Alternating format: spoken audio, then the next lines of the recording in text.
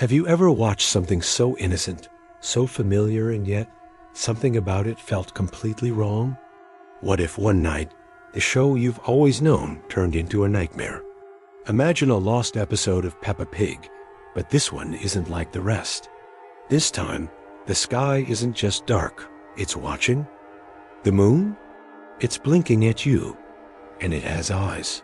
Do you dare watch the episode that should have never been aired? Peppa Pig had always been a comforting show. It was simple, sweet, a little family of animals, all living in a world of fun, where every day was a new adventure. But for some children, one episode would haunt their memories forever. It started like any other episode. Peppa was playing outside, jumping in muddy puddles. George Pig, her little brother, was clutching his toy dinosaur.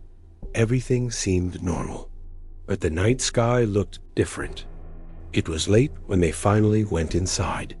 The house was quiet, the kind of quiet where you could hear a pin drop.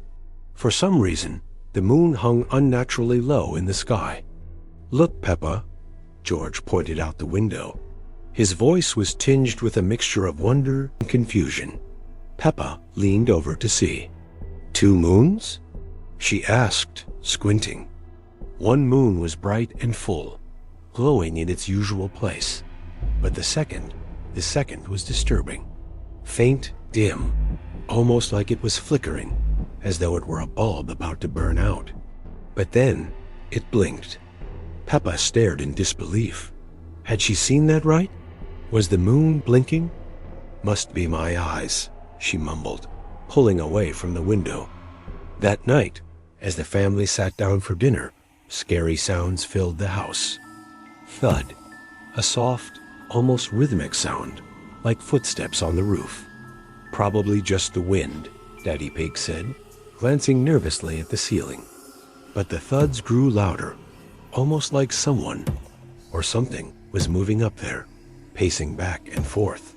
Peppa felt her stomach twist in fear, and George gripped his toy dinosaur tighter. Then came the whispers. They weren't words, just a murmur, soft and far away. It sounded like someone was right behind them, standing in the shadows. "Did you hear that?" she asked, terrified. Daddy Pig turned around, his smile strained. "It's nothing. Maybe there's a mouse in the house." But Peppa wasn't convinced.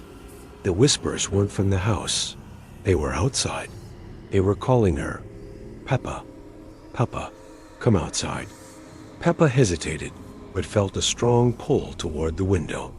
Against her better judgment, she slowly approached the window. Outside, the moon still hovered in the sky. But now, only one moon remained. The bright one was gone, and the dim one was closer. It wasn't just close, it was too close, almost as if it were hovering just above the house. The once distant light now cast a sinister glow on the ground, illuminating every tree, every shadow. And then, Peppa noticed something that was impossible. The moon had eyes. Dark, hollow, black eyes.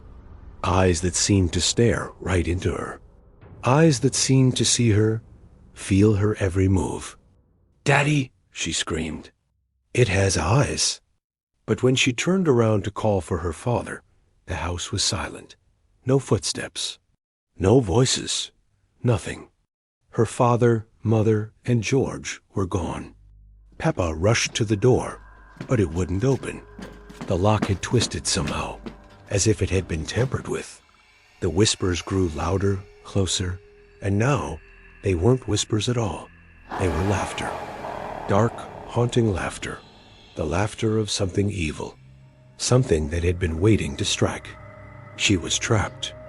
In a panic, she rushed back to the window, her eyes scanning across the yard, searching for any sign of her family. But all she saw was the moon. The eyes, those deep, lifeless eyes, stared back at her. Then the moon blinked again. But this time, it wasn't the light flickering.